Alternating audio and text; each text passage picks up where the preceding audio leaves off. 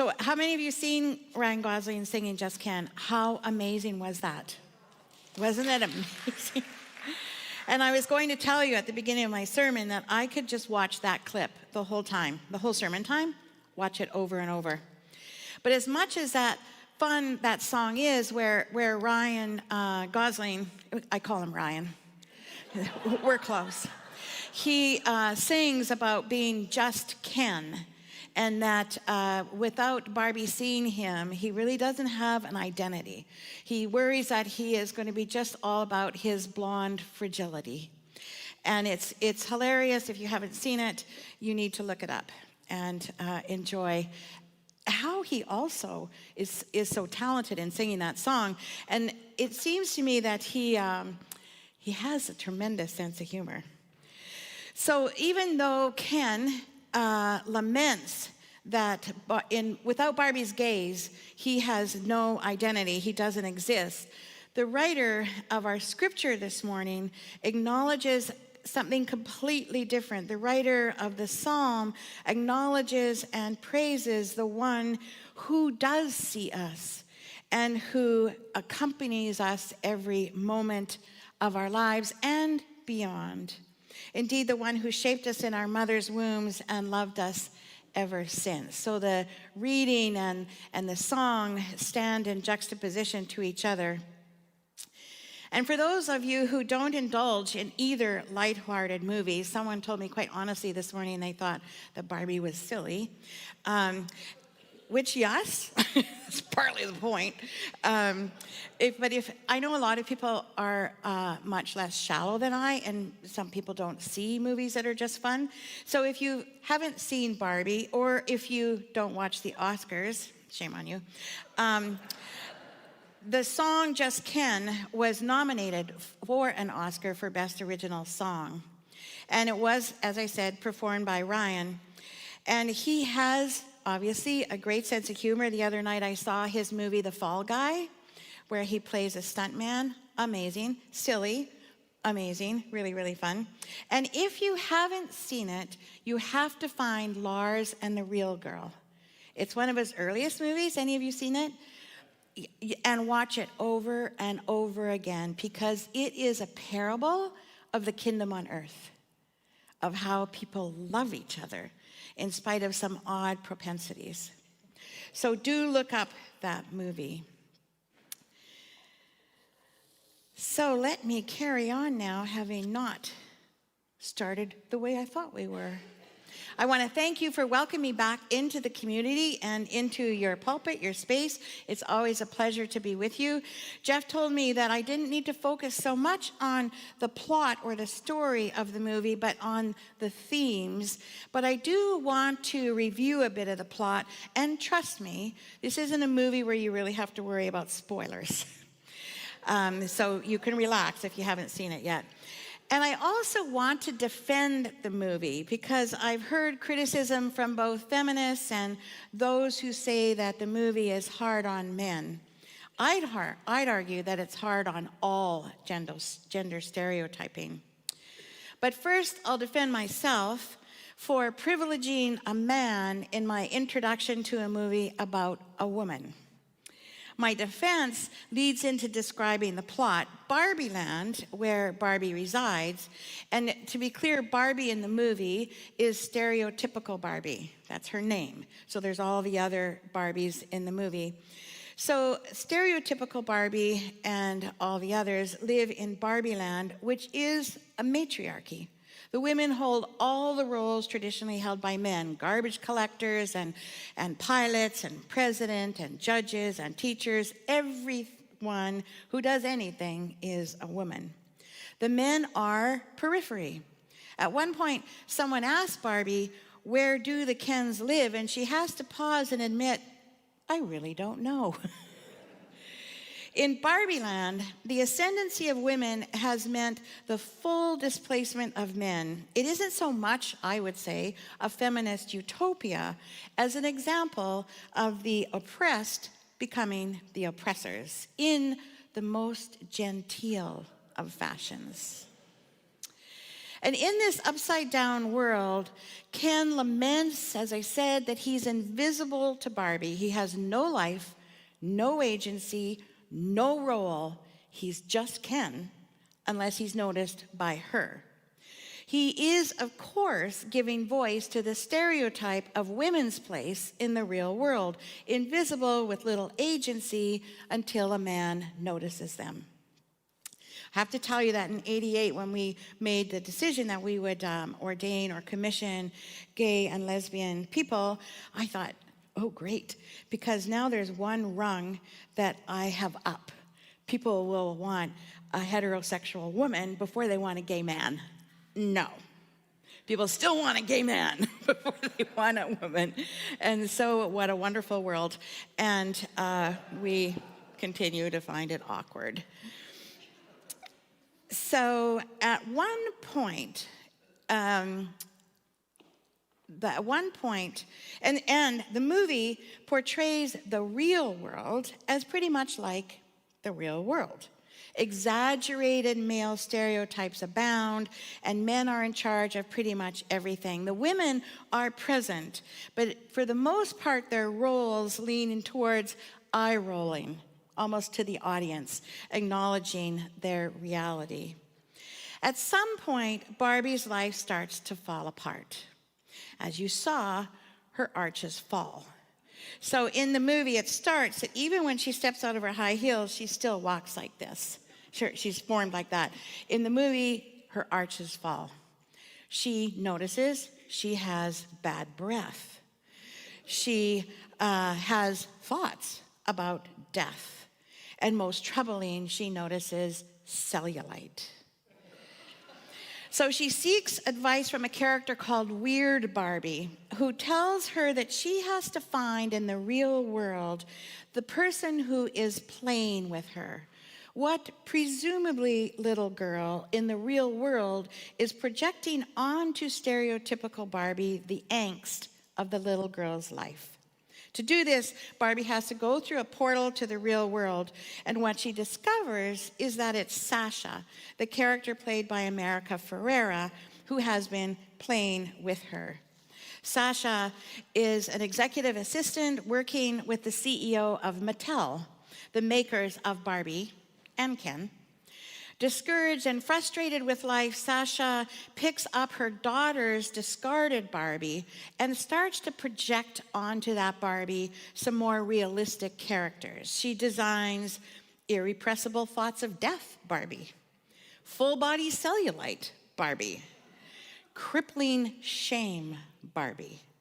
And it's these thoughts that have somehow reached stereotypical Barbie and drawn her into the real world and Sasha's presence. When Barbie meets Sasha, Barbie despairs that what was intended with the creation of the Barbie dolls, with the great variety of the Barbies that could offer an example of all the possible roles little girls could aspire to, that intention has gone completely sideways in the real world. People hate Barbie. Sasha consoles her, explaining to Barbie the cognitive dissonance required to be a woman under patriarchy. Actor America Ferrera gives a powerful soliloquy regarding the role of women in the real world. You have to be thin, but not too thin. You have to have money, but you can't ask for money because that's crass. You have to be a boss, but you can't be mean. You have to lead, but you can't squash other people's ideas. You're supposed to love being a mother, but don't talk about your kids all the damn time, or your grandchildren. You're supposed to love being a mother, but don't talk about your kids all the damn time. You have to be a career woman, but also be looking out for other people. You have to never get old, never be rude, never show off, never be selfish, never fall down, never fail, never show fear, never get out of line. It's too hard. And it turns out, she says, in fact, that not only are you doing everything wrong, but also everything is your fault. Have any of you had teenagers? I was tempted to use Ferrera's rant as a clip for today to show, but to tell you the truth, it felt cliched to me. Women have been saying this for decades. And rather than finding Ferreira's speech inspiring, I wanted to tear my hair out in frustration. This dissonance required to be a woman in patriarchy is not new news. It's been going on for decades, and I think it's getting worse again. But that's another sermon. So Barbie, Sasha, and Sasha's daughter return to Barbie Land to find that Ken has introduced patriarchy, which he explains to the other Kens is a place where everything exists to expand and elevate the presence of men. And I'll leave you with that cliffhanger, except to tell you that in the end, freed from expectations and the worst of gender stereotypes, the Kens and the Barbies find their individual identities and their own ways to live. So while this movie was great fun, indeed silly, I think it also has several themes that are profound and often overlooked. The first that I wonder about was, why was it so popular? I think that in the isolation that rose during COVID and in the polarization that's arising in our world, people are desperately happy to find something that draws us together, that allows us to talk to strangers, that led to women passing each other on escalators, greeting each other chipperly with, "Hi, Barbie." That happened in Park Royal. "Hi, Barbie," at which I felt compelled to respond, "Hi, Barbie." During the Barbie frenzy, I was in line to enter the theater, and in front of me was a family, a mom and dad, a teenage son, and kind of a tween girl. And I was so struck that they came together, that dad and brother were willing to go to a chick flick in solidarity with mom and the sister. And I was wearing something that had pink in it, and I wasn't even going to see Barbie at the moment. And the mom commented that she felt badly that she didn't have anything in that color, and I offered to trade shirts with her. Now, this doesn't happen in the real world. We don't offer to trade clothes with random strangers in a lineup. And I even noticed Vanessa, and she's not here now, but I'm going to out Vanessa. See, Vanessa was coated today. She had a hot pink jacket on, right? And you got to be a real Barbie fan to notice this. She had a t-shirt with a horse on it. Because when Ken discovered patriarchy, he thought it was about horses and men. So you got to be a real fine Barbie person to know about that t-shirt. So Vanessa, hats off to her. But you see how it kind of opened up this thing in the culture where we could connect with complete strangers. In the real world, people aren't all happy, enjoying family together, talking to strangers and exchanging clothes. And I think the popularity of the movie gave witness to our desire to be in community, to share something in common, even if it is silly, to talk to each other in a lighthearted way. And I think the popularity of the movie has something to tell the church as we seek to be community to the wider world. How can we offer that kind of space? A space for safe and even fun conversations where people can come together with the expectation that there'll be no judgment, although they might wonder about the shade of pink you chose, but no judgment, and a meeting of people with a common desire for goodness. Imagine if that was our goal. And imagine recognizing that that's what the movie is telling us people are looking for. Secondly, poor Ken's desire to be seen by Barbie at a deeper level reflects all our own desires to be seen, to be known, to be treasured, to matter. We want to know that we are loved, and in the Judeo-Christian world, we can know that through our faith and scripture. As well as a passage that Tony read this morning in Jeremiah, God says to the reader, to us, "Before I formed you in the womb, I knew you. And before you were born, I consecrated you." Imagine how sacred you are. In Isaiah, we read, "You are precious in my sight and honored, and I love you." And at the baptism of Jesus, Jesus hears the words, "This is my child, my beloved, in whom I'm well pleased." And Christ, we share in that belovedness. The movie hits on how we miss being truly seen and how much we miss seeing each other. And I think it offers another insight into the church, to the body that has a story about being seen and loved and treasured since we were in our mother's womb.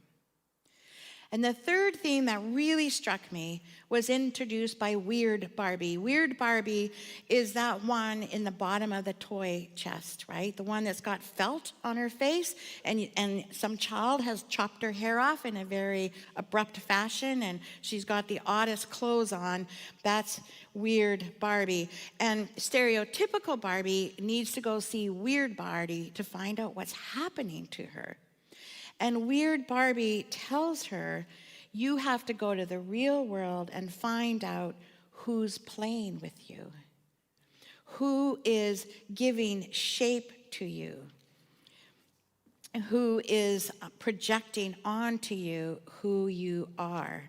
And it struck me that this is the importance, it shows us the importance of asking ourselves, who shapes us? Who projects onto us who we think we should be? Who and what forces leave us with limbs askew and hearts twisted into seeking love in all the wrong places? Do we set our sights on financial security and social popularity? Do we achieve comfort through being deaf to the plights of the poor and the oppressed? Do we undervalue ourselves by measuring ourselves against external images that are created to encourage us to buy more, to be more fit, to protect our children from any challenges or heartbreaks? Or do we allow the holy, however you understand that, do we allow the holy to shape us? Do we allow the Creator to indeed continue creating us as beloved, as seen, as precious? The promise of our faith story is that we are shaped in love. The propensity to ignore that is revealed in the movie. We don't want to be either Ken, constantly seeking the gaze of Barbie to be given any identity, and we don't want to be Barbie, completely oblivious to the shadows of the world and her place in it. This movie, I think, hilariously and poignantly upholds the shadows of both and touchingly uncovers the messiness and the joy of finding the essence of who we are as creatures knit together in love in our mother's wombs. We are beloved children of God. You are formed and given shape by the Messiah, not Mattel. May each of us know that we are held in the love of the one who creates and shapes us. And may we in turn love all creation shaped by God. Amen.